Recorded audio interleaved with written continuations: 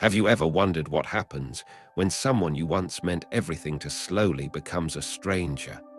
Not because you stopped remembering them, but because life simply continued without them and without you. Maybe there was a time when your name meant something to that person. They knew your voice, your habits, the things that made you laugh, the stories you told too many times, and the small details that nobody else noticed. And then, one day, you realize that you no longer know what their life looks like. You do not know what they think about, who they spend their time with, what makes them happy, or whether they ever think about you at all. And somehow, that realization can hurt more than the loss itself. Welcome to Inner Depth Studio. Tonight, we are going to explore one of the quieter fears hidden inside human relationships, the fear of being forgotten. Because sometimes, what we fear is not simply losing someone. What we fear is losing our place in their memory. We want to believe that the moments we shared mattered, that the conversations meant something, that the love was real, and that even after everything ended, some small part of us remained inside their world. But time has a strange way of changing people. Memories become less vivid. Voices become harder to remember. Places that once carried meaning become ordinary again. And eventually, someone who once occupied an enormous space in your life may become nothing more than a name attached to a distant chapter. The painful question is not always, why did they leave? Sometimes it is, do they still remember me? And perhaps an even more painful question is, if they have forgotten me, does that mean I never mattered? That question is where we begin, because the human mind has a powerful need to believe that our existence leaves a mark. We want to know that the people we loved remember us, that the moments we shared were significant, and that our presence meant something beyond the period of time in which we were together. But perhaps we have misunderstood what it means to matter. Perhaps your significance was never dependent on how long someone remembers you. Perhaps a moment can be meaningful even after it becomes a memory. And perhaps a person can change your life without remaining in it forever. Some people are meant to stay. Others are meant to teach us something, awaken something within us, or simply share one chapter before continuing down another road. And learning to accept that may be one of the most difficult forms of letting go. So if there is someone you still think about, someone whose absence still feels strangely present, or someone you secretly wonder might have forgotten you by now, stay with me. Because sometimes, the hardest part of letting go is not accepting that someone is gone. It is accepting that they may continue living without remembering who you were, and learning that your life can still have meaning anyway. Chapter 1: The Fear of Disappearing. There is a strange fear that most people rarely admit to themselves. It is not simply the fear of dying, and it is not always the fear of being alone. It is the quieter fear that one day, after everything you have done, everything you have built, and everyone you have loved, you might simply become insignificant in the memory of the people who once knew you. You may disappear from their conversations, from their thoughts, from the small stories they tell about their lives, until eventually there is nothing left that connects your existence to theirs. And perhaps what makes this fear so unsettling is that you can imagine it happening while you are still alive. Think about the people you once knew, but no longer speak to. Someone you went to school with, someone who used to sit beside you every day. Someone you once considered a close friend, someone whose messages could make your entire afternoon feel different, someone whose presence once seemed permanent. There was probably a time when you knew what they were doing, what they were thinking, what they were worried about, and what they hoped their future would become. And then, somehow, life moved forward. Conversations became less frequent. Messages stopped being answered. Years passed. Their name may still appear occasionally in your memory, but the details become harder to recall. Their voice becomes less clear. Their face becomes something you have to reconstruct in your imagination, and you begin to realize something uncomfortable. A person can once occupy an enormous space in your life, and then slowly become almost nothing in your daily consciousness. The strange thing is that this happens to almost everyone, yet we rarely think about what it means for ourselves. We understand intellectually that people move on, that relationships change, and that memories fade. But emotionally, we often behave as though we are somehow exempt from the process. We want to believe that the people who matter to us will always remember us in the same way, that the moments we shared will remain permanently preserved somewhere inside them. We want our presence to leave a mark. We want to believe that when someone thinks about a particular period of their life, our name will still be somewhere inside that story. This desire is deeper than vanity. It is connected to one of the oldest human needs, the need to feel that our existence matters. We do not only want to live, we want our lives to mean something. We want our experiences to have weight. We want the love we gave, the sacrifices we made, the struggles we endured, and the moments we shared to have some lasting significance. And because memory is one of the ways human beings preserve meaning, being remembered can begin to feel like proof that we mattered. This is why forgetting can feel so painful. When someone forgets a birthday, forgets a promise, forgets an important conversation, or forgets a detail that mattered deeply to us, the pain is rarely about the missing information itself. What hurts is the meaning we attach to the forgetting. We wonder whether the moment mattered to them as much as it mattered to us. We wonder whether we mattered to them as much as they mattered to us. And sometimes, without realizing it, we turn a simple failure of memory into a judgment about our own worth. But memory does not work that way. The human mind is not a perfect archive. It does not preserve every person and every moment according to their emotional importance. Some memories remain vivid for reasons we cannot explain, while others disappear despite once feeling incredibly important. A person may forget the conversation that changed your life, while remembering a completely ordinary afternoon from 20 years ago. Someone may forget your name, but remember the feeling they experienced when they were around you. Someone may no longer remember what you said, but still carry a habit, a belief, or a way of seeing the world that was influenced by knowing you. This is where our understanding of being remembered becomes complicated. We often imagine memory as a simple question of presence or absence. Either someone remembers us or they do not. Either our name remains in their mind or it disappears. But human influence is rarely that simple. People leave traces in one another that are often invisible. A sentence you said years ago may become part of someone's internal voice. A kindness you offered during a difficult period may quietly change the way they treat another person. A lesson you taught without realizing it may become something they eventually teach to someone else. And the person who received that influence may never even remember where it came from. In that sense, being forgotten and being meaningless are not the same thing. You can be forgotten and still have mattered. You can disappear from someone's memory and still have changed their life. You can leave someone's world completely and still remain present in the person they became after knowing you. Perhaps this is one of the hardest truths about human connection. We often want evidence of our impact long after the impact has already happened. We want to see the result.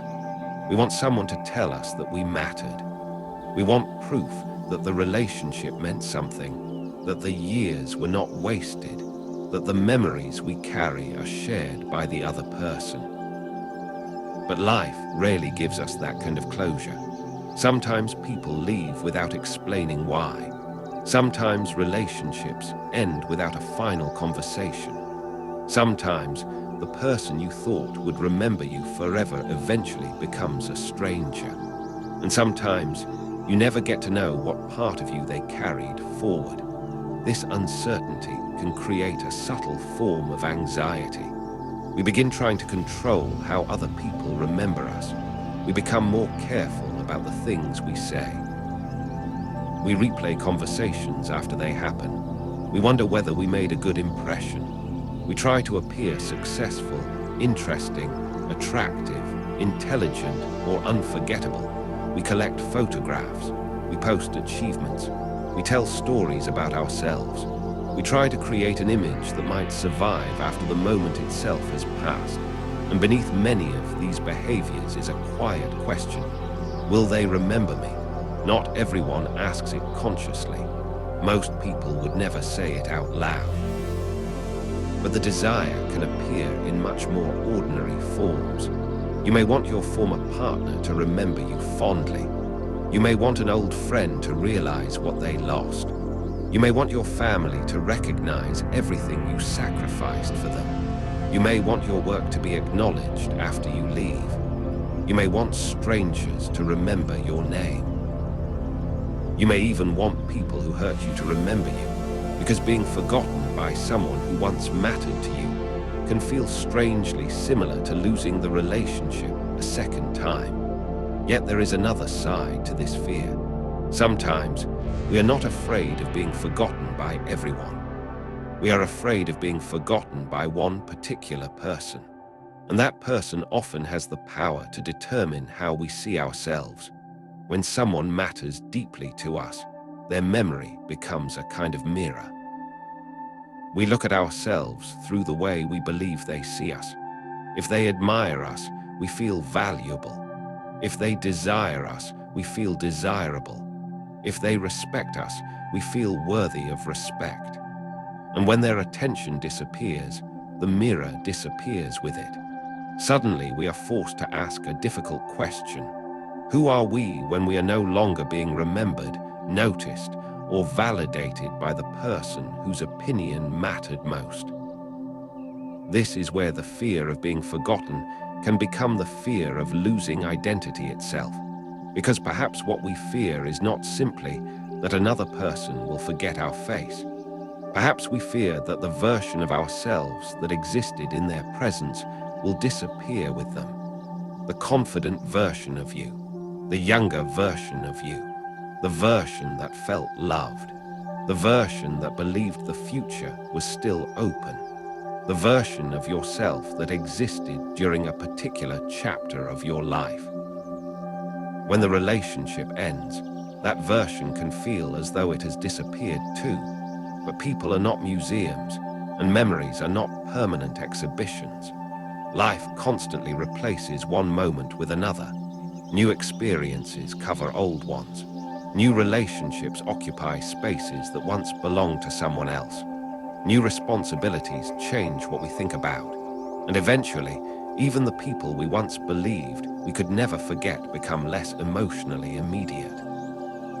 It is simply what time does. And perhaps the real challenge is learning to accept that something can be meaningful without being permanent. A sunset does not become less beautiful because it disappears. A conversation does not become meaningless because it cannot be repeated. A relationship does not become worthless because it eventually ends. And your existence does not become insignificant simply because there will come a time when fewer people remember your name. We often confuse permanence with importance, but they are not the same thing. Some of the most important moments of our lives lasted only a few minutes. Some people changed us without staying. Some places mattered to us even though we never returned. Some chapters shaped who we became even though they eventually closed. Their value did not come from their ability to last forever. Their value came from what they gave us while they were here. Maybe the same is true of us. Maybe our purpose is not to become unforgettable. Maybe it is to be fully present while we are remembered, loved, known, and alive. And perhaps when we stop demanding permanence from every relationship, every memory, and every chapter of our lives, we begin to experience something unexpected. We become less afraid of letting go. We become less obsessed with how we are perceived. We stop trying so desperately to leave an impression because we understand that an impression does not need to last forever to have been real. The people we meet will continue their lives after we leave them. They will make new friends, build new memories, fall in love again, change their beliefs, move to different places, and become people we may no longer recognize. And we will do the same. That does not erase what happened. It simply means that life continues. And maybe the most peaceful way to live is to stop asking whether you will remain in everyone's memory and begin asking a different question. While you are here, what kind of memory are you creating? Because you may not control how long someone remembers you, but you can control what you give them to remember. Chapter 2: When Memory Becomes Validation. There is a moment that almost everyone experiences at some point in life, although very few people talk about it. You suddenly realize that someone you once knew has continued living without you, and somehow that realization hurts more than you expected. Maybe you see an old friend after several years and discover that their life has completely changed. Maybe you look at the social media account of someone you once loved and notice that they seem perfectly happy without you. Or perhaps you simply remember a person who used to know everything about you and wonder whether they ever think about you anymore. The question appears quietly, almost innocently, but beneath it lies something much deeper. Did I matter to them? This is where memory becomes connected to validation. We rarely want to be remembered simply because we enjoy being. We want to be remembered because memory can feel like evidence. Evidence that the relationship mattered. Evidence that the conversations mattered.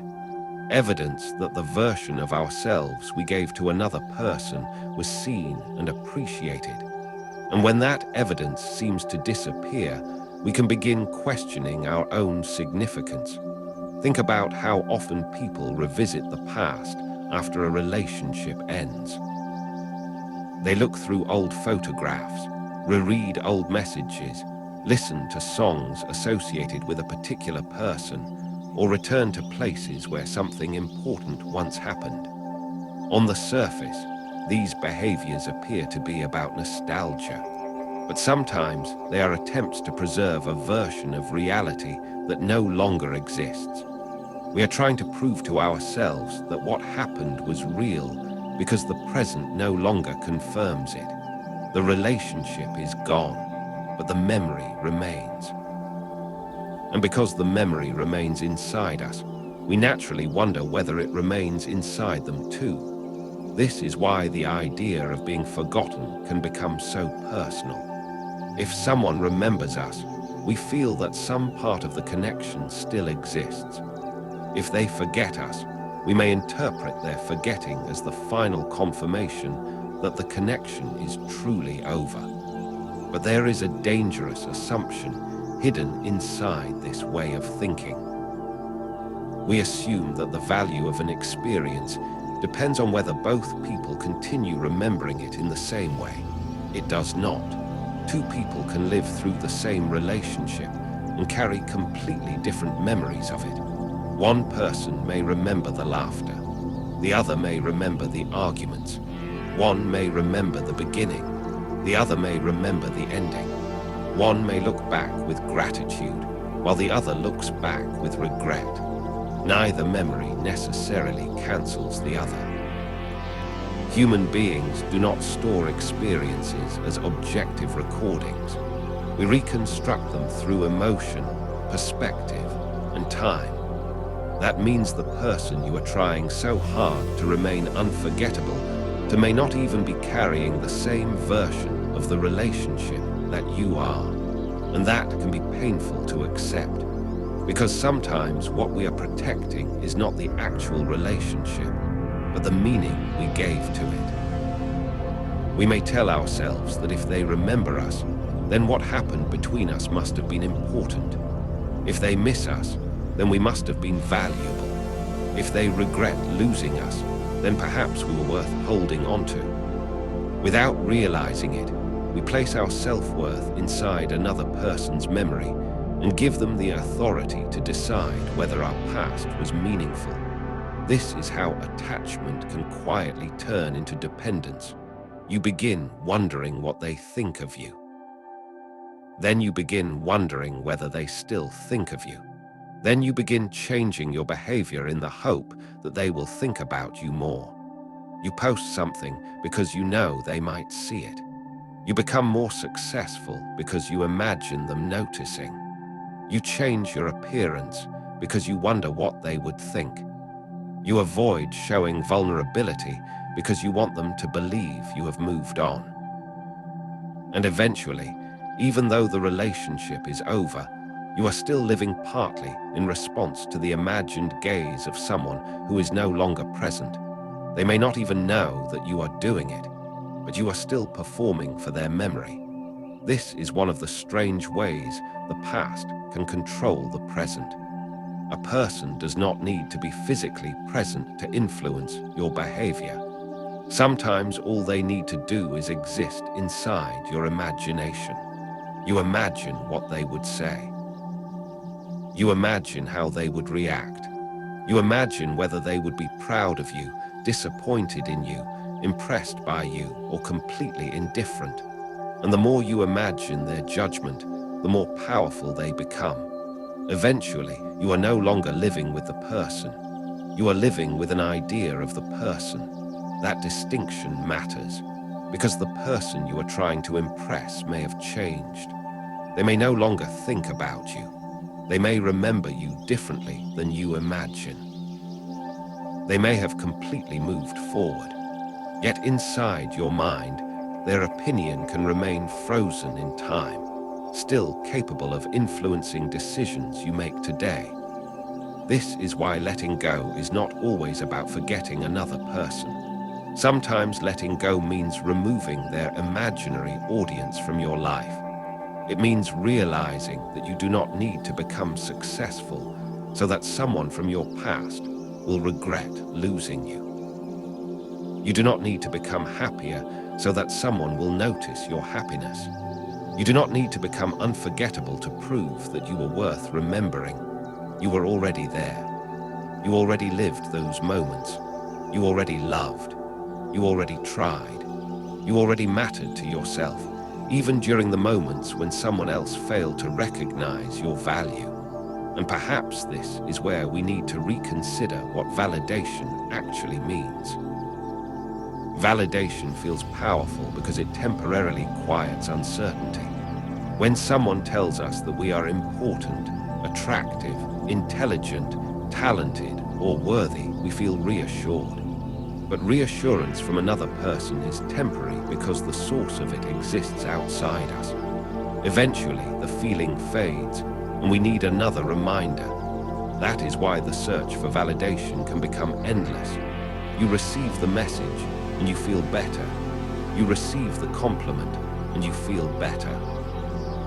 You receive attention, and you feel better. Someone remembers your birthday, and you feel important. Someone asks about you, and you feel significant. Someone says they miss you, and suddenly the past feels alive again. But what happens when the messages stop? What happens when nobody asks? What happens when your name no longer appears in someone's conversations? If your sense of worth depends entirely on being remembered, then silence can begin to feel like rejection. And this is where the fear becomes exhausting, because you cannot control another person's memory. You cannot force someone to think about you. You cannot make someone miss you. You cannot guarantee that a relationship will remain meaningful to another person forever. You can create beautiful memories, but you cannot control what happens to them after you leave. This is one of the fundamental limitations of human relationships. We can give people experiences, but we cannot own their interpretation of those experiences. The moment something becomes part of another person's life, it becomes part of their story, and their story belongs to them. Maybe they will remember you for years. Maybe they will remember you only occasionally. Maybe one day they will hear a song and suddenly think of you.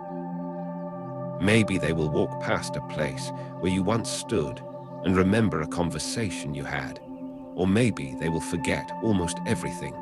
You cannot know. And perhaps that uncertainty is exactly what makes us uncomfortable. We want guarantees from life that life cannot provide. We want to know that the people we love will always love us. We want to know that the moments that changed us will remain important. We want to know that the people we helped will remember our kindness. We want to know that our absence will be noticed. But life does not promise any of these things. What it gives us instead is something much more fragile. A moment, a conversation, a relationship, a chance to matter to someone while your paths happen to cross. And maybe that is enough. Consider how many people have influenced you without ever knowing the full extent of their influence. A teacher may have encouraged you with a sentence they completely forgot. A stranger may have shown you kindness during a difficult day and never realized that you remembered it for years. A friend may have introduced you to an idea that eventually changed the direction of your life. They may not remember doing it, but you do. Their memory of the moment is irrelevant to the impact it had on you, and that reveals something important. Impact does not require permanent recognition. You can change someone's life without becoming a permanent character in their memory. You can matter without receiving credit. You can be loved without being remembered forever. And once you understand this, something begins to loosen inside you. You no longer need to constantly ask whether people remember you. Instead, you begin to ask whether you were present when it mattered. Were you kind when someone needed kindness? Did you listen when someone needed to be heard? Did you love honestly? Did you show up?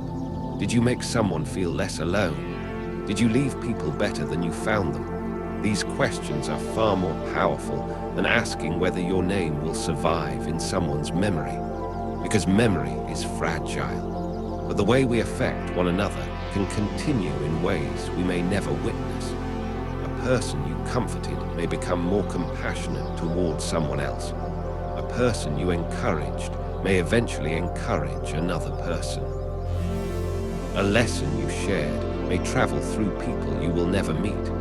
A small act of kindness can move farther than the person who performed it will ever know. Perhaps this is the closest thing we have to permanence, not being remembered exactly as we were, but becoming part of what someone else carries forward.